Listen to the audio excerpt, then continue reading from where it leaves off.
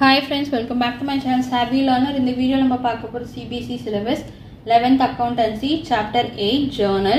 So இதுல இருக்கிற practical problem sums தான் நம்ம பார்க்க போறது இந்த வீடியோல.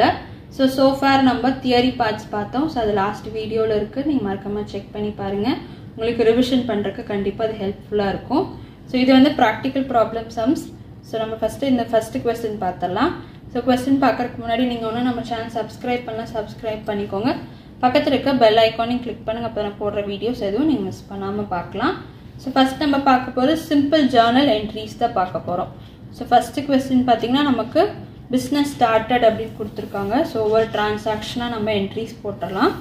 First பாத்தீங்கன்னா journalize the following transaction in the book of Ram. So Ram என்ற ஒரு பர்சனோட journal தான் நம்ம போட போறோம்.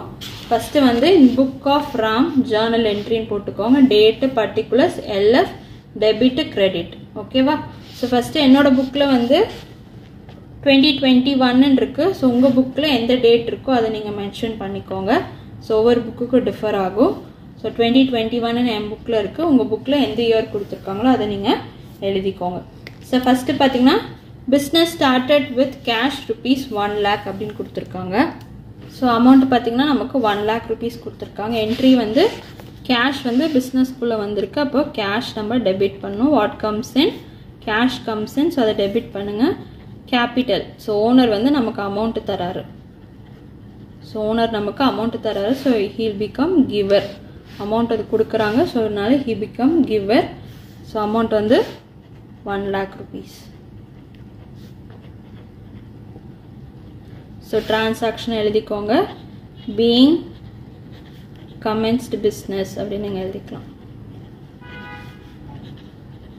சோ உங்களுக்கு டவுட்டா இருந்தா क्वेश्चन இருக்குற அப்படி சோ உங்களுக்கு டவுட்டா இருந்துச்சு எப்படி எழுதணும்னு தெரியலனா क्वेश्चन இருக்குறதே எடுத்து நீங்க எழுதிக்கலாம் அதுக்கு முன்னாடி being அப்படி நீங்க எழுதினா போதும் சோ அடுத்து பாத்தீங்கன்னா April 2 டேட் வந்து April 2 goods purchased for cash amount வந்து 25000 rupees சோ நம்ம goods வந்து purchase பண்ணிருக்கோம் சோ purchase பண்ணா நமக்கு அது expenses so date இங்க எழுதிக்கோங்க 2/4/2021 purchase பண்ண expenses so expenses நம்ம debit பண்ணனும் so debit the expenses purchase account to cash ல தான் நம்ம purchase பண்ணிருக்கோம் so cash goes out என்ன பண்ணனும் credit பண்ணனும் so இது வந்து credit பண்றோம் amount வந்து 25000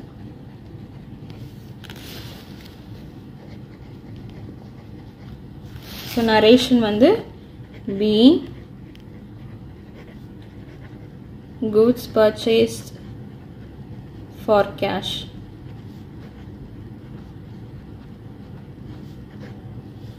so next entry பார்த்தலாம் next entry பாத்தீங்கன்னா April 3rd goods purchased from Mr. P on credit so amount வந்து 18000 rupees so creditல நம்ம purchase பண்ணிருக்கோம் so அதுக்கு நம்ம entry போட்டுறலாம் so April 4 2021 so creditல purchase பண்ணோம்னா கேஷ்க்கு பதிலா credit அந்த இடத்துல நீங்க amount fill பண்ணிக்கோங்க so இந்த இடத்துல நம்ம cash நம்ம மென்ஷன் பண்ணோம் so இந்த இடத்துல credit அப்படி creditorோட name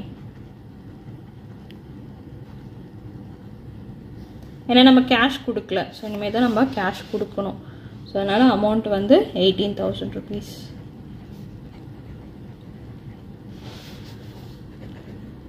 so being goods purchased for credit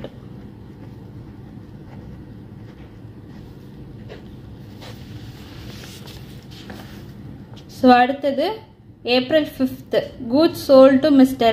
N on credit so sale பண்ணிருக்கோம் creditல தான் நம்ம சேல் பண்ணிருக்கோம் amount வந்து 9000 rupees so இந்த இடத்துல வந்து நம்ம ஏன் வந்து உங்களுக்கு கிரெடிட் பண்ணிருக்கோம் அப்படினா இங்க வந்து நமக்கு goods வந்து கொடுத்திருக்காங்க so giver அதனால நம்ம கிரெடிட் பண்ணிருக்கோம் so இங்க வந்து மிஸ்டர் என்ற அப்படிங்கற பர்சன் வந்து நமக்கு பொருள் வந்து ரிசீவ் பண்றாங்க நம்மள்ட்ட இருந்து so அதனால அவரை வந்து டெபிட் பண்றோம் so ரிசீவரை நம்ம டெபிட் பண்றோம் கிவரை நம்ம கிரெடிட் பண்றோம் புரிஞ்சுச்சா so சேல்ஸ் அக்கவுண்ட் so இது உங்களுக்கு கஷ்டமா இருக்கு ஞாபகம் வச்சுக்க அப்படினா நீங்க என்ன பண்ணிடலாம் கிரெடிட்ல பர்ச்சேஸ் பண்ணோம்னா மேலே ஃபர்ஸ்ட் பர்ச்சேஸ் எழுதிக்கோங்க நெக்ஸ்ட் யார்ட்ட இருந்து நம்ம பொருள் வாங்குறோமோ அவங்களோட நேம் எழுதிக்கோங்க அதே மாதிரி சேல்ஸ் கிரெடிட்டில் சேல்ஸ் பண்ணுறோம் அப்படின்னா மேலே யாருக்கு நம்ம பொருள் கொடுக்குறோமோ அவங்க பேர் எழுதிக்கோங்க, கீழே டு சேல்ஸ்ன்னு எழுதிக்கோங்க.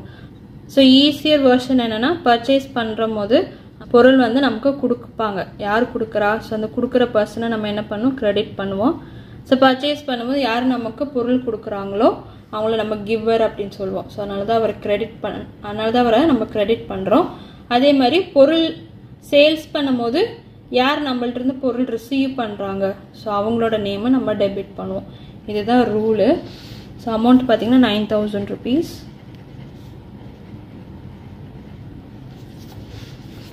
நரேஷன் நான் கீழே எழுதுறேன்.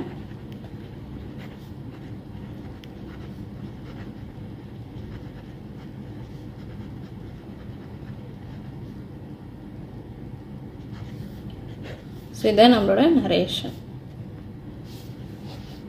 ஸோ நெக்ஸ்ட் என்ட்ரி பார்த்தீங்கன்னா April 4th. April 4th நம்ம பர்ச்சேஸ் பண்ணது ரிட்டர்ன் பண்ணுறோம். ஸோ மிஸ்டர் பின்ற பர்சனுக்கு நம்ம ரிட்டர்ன் பண்ணுறோம். எவ்வளோ 12,000 rupees கூட்ஸை ரிட்டர்ன் பண்ணுறோம். நெக்ஸ்ட் அதே மாதிரி சேல்ஸ் பண்ண பர்சன்ட் இருந்து நமக்கு கூட்ஸ் வந்து ரிட்டர்ன் ஆகுது. எவ்வளோ 1,400 rupees. இது வந்து டேட் 9. ஸோ இந்த 2 என்ட்ரி போட்டுடலாம். ஸோ ஃபஸ்ட் நம்ம பர்ச்சேஸ் பண்ணது ரிட்டர்ன் பண்ண போகிறோம். ஸோ பர்ச்சேஸ் பண்ணதை நம்ம ரிட்டர்ன் பண்ண போகிறோம். டேட் வந்து 1/4/21. ஸோ பர்ச்சேஸ் பண்ணது ரிட்டர்ன் பண்ணால் இப்போ என்ட்ரி எப்படி வரும்னா ஸோ யாருக்கு கொடுக்க போகிறோமோ அவங்களோட நேம் எழுதிக்கோங்க. ஏன்னா அவர் வந்து நம்மள்ட்ட இருந்து இப்போது பொருளை ரிசீவ் பண்ணுறாரு. So receiver. So he'll become receiver. He is going to receive the goods from us. So அதனால் டெபிட் பண்ணுறோம். அடுத்தது பர்ச்சேஸ் கொடுத்துருக்கோம். ஸோ பர்ச்சேஸ் ரிட்டர்ன்னு போடணும். அப்போ தான் நமக்கு தெரியும் அது நம்ம ரிட்டர்ன் பண்ணுறோமா என்ன அப்படின்றது. சரியா? அமௌண்ட் வந்து 12,000 rupees.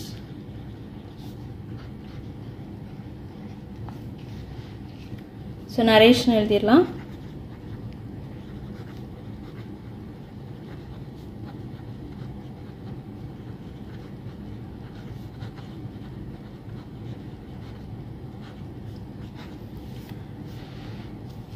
ஸோ அடுத்தது சேல்ஸ் ரிட்டர்ன் பண்ணுறோம். ஸோ சேல்ஸ் நம்ம சேல் பண்ணதை அவங்க ரிட்டர்ன் பண்ணுறாங்க. யார் மிஸ்டர் என்ற பர்சன் நமக்கு கூட்ஸ் வந்து ரிட்டர்ன் பண்ணுறாங்க. ஸோ சேல்ஸோட ஆப்போசிட் தான். கீழே நம்ம வந்து கிரெடிட் பண்ணியிருக்கோம். ரிட்டர்ன் பண்ணும்போது நம்ம டெபிட் பண்ணணும். ஃபஸ்ட்டு அதை ஞாபகம் வச்சுக்கோங்க. ஸோ ரிட்டர்ன் வருது அப்படின்னாலே ஸோ சேல்ஸாக பர்ச்சேஸான்னு பார்த்துக்கோங்க. ஸோ பர்ச்சேஸ் அப்படின்னா இங்கே மேலே டெபிட் பண்ணியிருந்தோம், அதோட ஆப்போசிட் கிரெடிட் பண்ணணும். சேல்ஸ் வந்து இங்கே கிரெடிட் பண்ணியிருக்கோம், அதோட ஆப்போசிட் டெபிட் பண்ணணும். ஸோ 2 இந்த பர்சன்ட் தான். ஏன்னா இவங்க தான் நம்மள்கிட்ட பொருள் கொடுக்குறாங்க, கிவ் பண்ணுறாங்க, கொடுத்துட்டாங்க நம்மள்கிட்ட பொருள். அதனால் ஹில் பிகம் கிவர். அமௌண்ட் வந்து 1,400. ஸோ நரேஷன் எழுதிடுறேன்.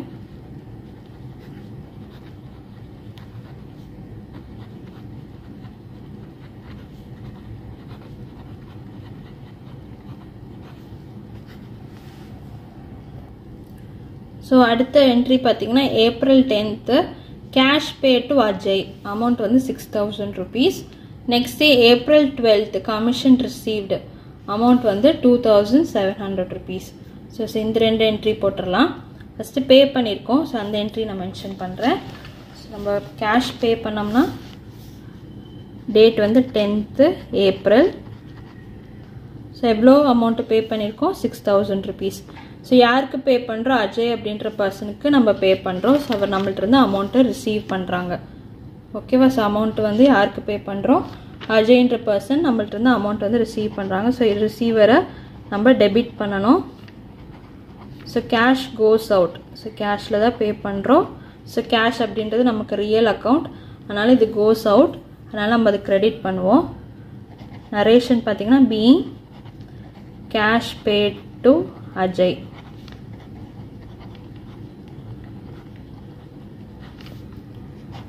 ஸோ அமௌண்ட் வந்து 6,000 rupees.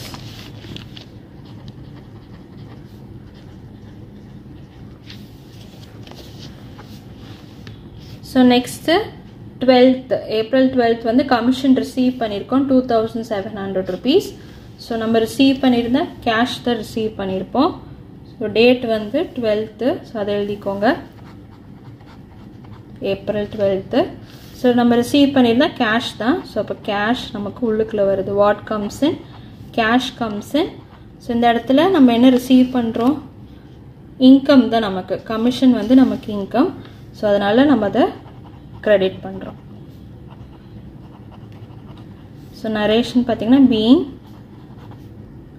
Received commission.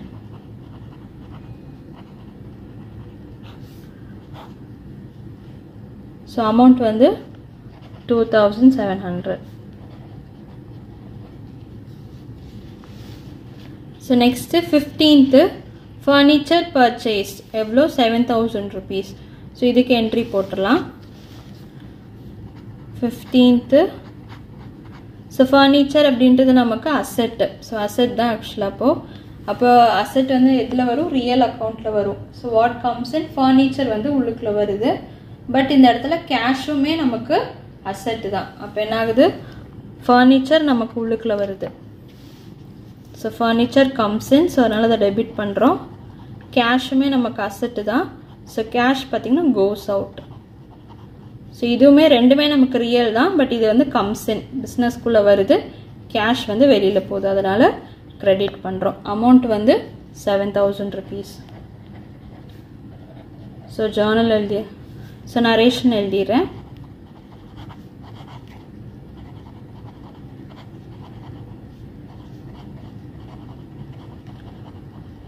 ஸோ இதுதான் நம்மளோட narration. April 16th rent pay to Amit. Amount வந்து 5000 rupees. ஸோ அதாவது நம்ம ரெண்ட் பே பண்ண மாதிரி தான் கன்சிடர் பண்ணுறோம். டேட் எழுதிக்கோங்க, 16th April. ஸோ ரெண்ட் அப்படின்றது எக்ஸ்பென்சஸ். ஸோ எக்ஸ்பென்சஸை டெபிட் பண்ணுங்கள். ஸோ ரெண்ட் அப்படின்றது எக்ஸ்பென்சஸ். ஸோ அதை டெபிட் பண்ணுங்கள். நம்ம கேஷில் தான் பே பண்ணியிருக்கோம். ஸோ கேஷ் கோஸ் அவுட், அதை கிரெடிட் பண்ணுங்கள். அமௌண்ட் வந்து 5000 rupees. ஸோ இது புரியுதா உங்களுக்கு அப்படின்றத எனக்கு கமெண்ட் பாக்ஸில் கமெண்ட் பண்ணுங்கள். இல்லை ஃபாஸ்ட்டாக போகிறேன்னா அப்படின்றதையும் எனக்கு கமெண்ட் பாக்ஸில் கமெண்ட் பண்ணுங்கள். ஸோ ரெண்ட் அப்படின்றது நமக்கு எக்ஸ்பென்சஸ். ஸோ அதனால் நம்ம டெபிட் பண்ணுறோம். கேஷ் வந்து கோஸ் அவுட், அதனால் நம்ம அது கிரெடிட் பண்ணுறோம். அடுத்தது பார்த்திங்கன்னா 19th sold goods to Sumit for cash. Amount வந்து 6000 rupees. நம்ம சேல் பண்ணுறோம். ஸோ சேல் பண்ணும் போது என்ன ஆகும்? நம்ம அமௌண்ட் வந்து ரிசீவ் பண்ணுறோம். So April 4th. So amount நம்ம ரிசீவ் பண்ணுறோம். நம்ம ஒரு பொருளை விற்றுருக்கோம், அதுக்கு நமக்கு கேஷ் கிடச்சிருக்கு. என்னங்க கேஷ்ன்னு சொல்லியிருக்காங்க. அப்போ கேஷ் உள்ளுக்குள்ளே வருது. ஸோ கேஷ் கம்ஸ் இன், பிஸ்னஸ்க்குள்ளே வருது, அதனால் டெபிட் பண்ணுறோம். சேல்ஸ் அப்படின்றது நமக்கு இன்கம், அதனால் கிரெடிட் பண்ணுறோம். ஓகேவா? அமௌண்ட் வந்து 6000 rupees. So narration எழுதிடுறேன்.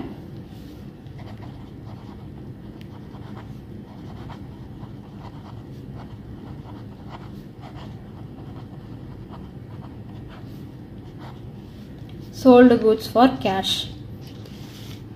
So next பார்த்தீங்கன்னா 24th cash sales amount 7000. இதே என்ட்ரி தான் வரும். ஸோ இந்த என்ட்ரி போட்டோம்னா அதே என்ட்ரி தான் வரும். ஸோ அப்படியே எழுதிடுறேன். 24/4 தான் நம்ம டிரான்சாக்ஷன் நடந்திருக்கு. கேஷில் நம்ம சேல் பண்ணியிருக்கோம். ஸோ கேஷ் நமக்கு பிஸ்னஸ்க்குள்ளே வந்திருக்கு. So cash comes in. So debit பண்ணுறோம். சேல்ஸ் நம்ம இன்கம், சேல்ஸ் வந்து நமக்கு இன்கம். ஸோ அதனால் அது கிரெடிட் பண்ணுறோம். அமௌண்ட் வந்து 7000 rupees. ஸோ நரேஷன் எழுதிடலாம்.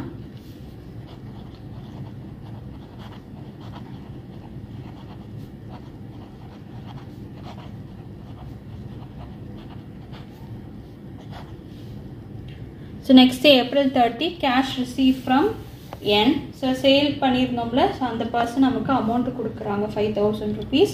ஸோ நம்ம ரிசீவ் பண்ணுறப்போ கேஷ் உள்ளுக்குள்ள வருது.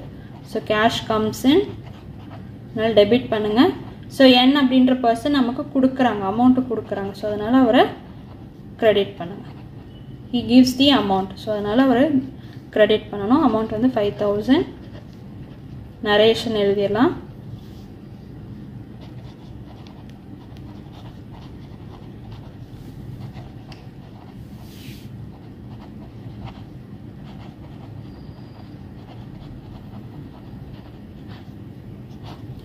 ஸோ நெக்ஸ்ட் என்ட்ரி பார்த்தீங்கன்னா 30 தான். So 30th.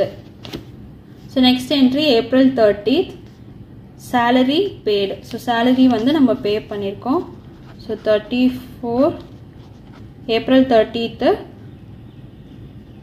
salary வந்து நம்ம பே பண்ணிருக்கோம். salary அப்படின்றது நமக்கு expenses, salary account to cash. So கேஷ்லாம் நம்ம பே பண்ணியிருக்கோம். So cash goes out, amount வந்து 10,000 rupees.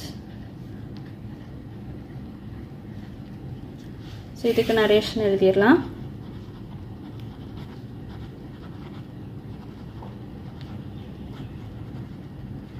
ஸோ இதுதான் இதோட நரேஷன். புரிஞ்சிச்சா? ஸோ இந்த சம்ஸ் நம்ம ஒர்க் அவுட் பண்ணி பார்த்துருக்கோம். ஃபஸ்ட்டு சம்மு. ஸோ நம்ம நெக்ஸ்ட் வீடியோவில் நெக்ஸ்ட் சம் பார்க்கலாம். ஸோ இது உங்களுக்கு புரிஞ்சிருக்கா அப்படின்றது எனக்கு கமெண்ட் பாக்ஸில் கமெண்ட் பண்ணுங்கள். நான் சொல்லித்தர மெத்தட் உங்களுக்கு புரிஞ்சிருக்கா அப்படின்றத கமெண்ட் பாக்ஸில் கமெண்ட் பண்ணுங்கள். Stay tuned for more videos. Keep watching, keep learning. Thank you.